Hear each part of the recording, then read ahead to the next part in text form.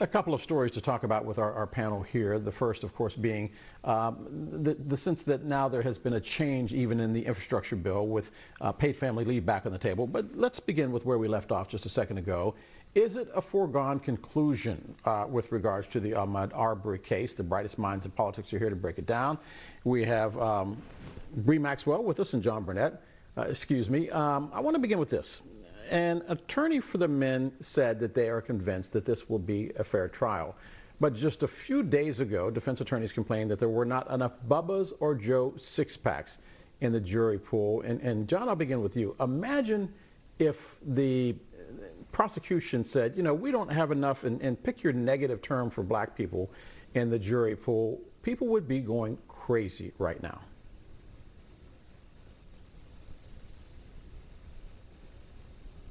Okay, John, I think you're still muted. Can you hear me now? I'm sorry. Yeah, we got you now. Hello? Okay. Okay, sorry about that. Yep. So the thing is that I think it's fair and reasonable to draw that assumption, right? The thing is that I'm not a lawyer, but anyone that makes a comment like that going into a trial is gross negligence. And when you add the fact that the judge also made a comment based upon the observation that we're all able to see very clearly going into this trial, there are a lot of questions. And if the roles were reversed, I think any person with common sense would draw the same level of conclusion. But with that said, there were many white jurors, as the correspondent mentioned, going in, didn't like what they saw on the video. Right. So I think there is still a chance to get a fair trial and a fair outcome. But going in, the optics just don't look right. And Bre, here's the problem. That's the bottom line. The optics look bad already. So that being said, how do you get a fair trial if going in, people aren't going to accept the outcome of the verdict on either side? Well, here's the thing. In the county that this trial is being had in, 26% of the residents are African American. So out of the 85,000 people who live there, 26% are African American. So for us to just have one black person on this jury says a lot of gross negligence right there. And so, you know, and as the judge said before, he sees the intentional discrimination that is being had with this jury. But in Georgia, all you need is to have a few reasons why you are striking down a juror member. So, but I don't think that we're going to get a fair outcome in this trial as of right now because of the jury selection. John, I'm going to get my head bit off for this question, but jurors in trials are supposed to be independent fact-finding missions. But as was the case with the killing of George Floyd, African Americans really only wanted one outcome, which was guilty. Understandable because of what was seen on the videotape. But here's the question. What is the difference between the days when people were dragged out of jails and convicted by a lynch mob and now if there is only one acceptable verdict in the eyes of Black America?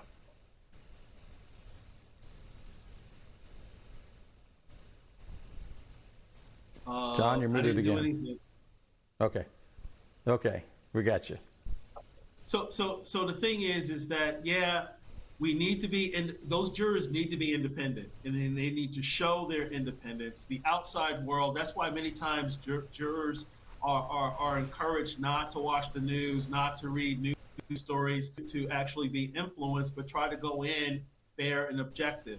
And I think they've reached that conclusion. Of course, you know, as we pointed out, there's only one black person on the juror, but based upon the Q&A, there seems to be a level of fairness. But again, I don't like when either the prosecutor or the defense attorney make certain comments. That should be disqualifying, right? That's enough to disqualify a juror.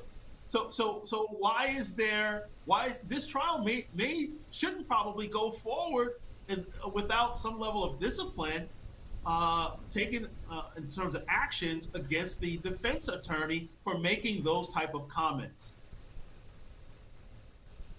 Bre, here's the bottom line. Black folk don't trust an all-white jury, period. That's a fact. That is absolutely a fact. And as a black woman born and raised in the South with a grandmother who grew up during Jim Crow, I do not see this trial being fair at all. And it still falls back on the selection. They could have found, if not more black people, but more people of color to be on this trial to make sure that we can have a better outcome, because right now it doesn't look like the outcome is going to be in the favor of the deceased. Can I make one So, quick John, comment? bottom line, you hear people, go ahead. Yeah, go ahead. So just putting my strategic business hat on, right? If the outcome does not go the way Black America, thinks it should go, then there's enough information and evidence to bring about another trial, right? Based upon what the defense attorney said and what the judge said from the outcome. So that is a tool in the toolkit, so to speak. If the outcome that is reached is not fair, based upon due process. But here's the problem. Double jeopardy comes into play there, which is if these men are acquitted by a jury of their peers, they can't be tried twice for the same crime, which then puts it right back into the category of a civil trial and black families trying to find justice through the civil courts and not the criminal courts. But we're going to move off of this topic because I want to discuss another topic that came up just yesterday. The Speaker of the House now putting paid family leave back into the infrastructure bill. Taking a listen to the Transportation Secretary, Pete Buttigieg, a new parent. We also need to do a better job of supporting new parents, and that's one of the reasons we're so excited about the transformational nature of what's in this package moving through Congress that the president has proposed. Remember, we are going to make more steps right now to make raising a child affordable in this country than I think at any other time, certainly in my lifetime, and probably in recent history. And the Secretary of Transportation, interviewed by our own Nayyera Haq, he was explaining why the Democrats are putting paid family leave back into the spending bill. Senator Joe Manchin of West Virginia got the family leave provision pulled out of an earlier bill. Bre, I'll begin with you. Speaker Pelosi says the bill will include 4 weeks of paid family medical leave. Joe Manchin already saying, yeah, not going to happen. So why are we doing this again? I think they're doing it just to go back on an original promise that they made to America with the infrastructure bill to make sure that we will have paid family leave, because it makes no sense that the U.S. has no paid family leave while European countries do have it. I understand that one reason why we don't have it is because after the war, they wanted the women to stop working to go home and take care of the kids so the men could be able to work to rebuild the country back. But at this point, in this juncture, there are more women working. So we do need paid family leave, not just for women, but also for men, because there are men who are staying home these days taking care of the kids. So, John, that being said, now your businessman hat comes back in. Is it a good thing or a bad thing for business to be able to have a workforce that more closely resembles the rest of the world? Well, we all want good benefits, and we want to make sure that we're taking care of all of our employees.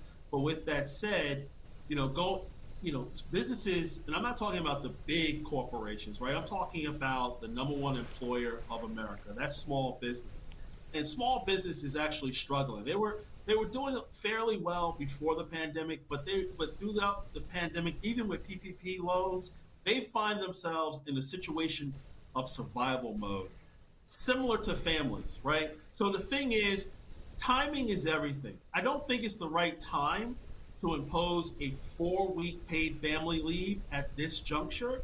I'm not saying we should take it off the table in perpetuity, but now is not the time. And there's many people saying that, we should be like other nations. But, the thing is that we need to look at the entire framework of our nation and those other nations. You chastised me last time when I said this, Del, but when we look at the immigration policy that America has, it's not like other countries. Other countries do not have porous borders, and if we pass so, John, before I let you pivot to another topic, before I let you pivot to another topic, let me ask the question from the standpoint of all of the women that are watching right now who will ask, if not now on paid family leave, when? Well, I think, again, this ties into the other point. As we've seen under Obama and under Biden, right, and under Trump in terms of good economic, environment, when that happens, there's a wave at the border, right? And that's only common sense, right? No, People will John, come, that wasn't my when the question. John, my economic and the question, John, no, John, the two are John. tied together. Okay, John, We gotta make sure. John, my question We was, gotta make sure when that will it be a? we gotta make sure. All right, Bre, John we ain't can gonna do answer the. more for John's not people. gonna answer this question. We can do. Bre, we can when do is more the? for Americans when we actually secure our border and secure other things. We actually can see Bre, rising wages. When is okay, John? Okay, John. When is the right time, Bre? John says now is not the time. When is the right time? The right time is now, because that was a campaign promise that they made. And it makes no sense, as I stated before, that women and men do not have paid family leave in this country while other countries do. And immigration has nothing to do with us being able to have paid family leave. And we should be able to have a federally mandated paid family leave. And that should be now and not later. Because if the time is not now, I can only imagine when the time will be. So in my lifetime, I would like to see a paid family leave, and the time is now. Can't do it with open borders and Bre, John, see you in the $450. next The hour. border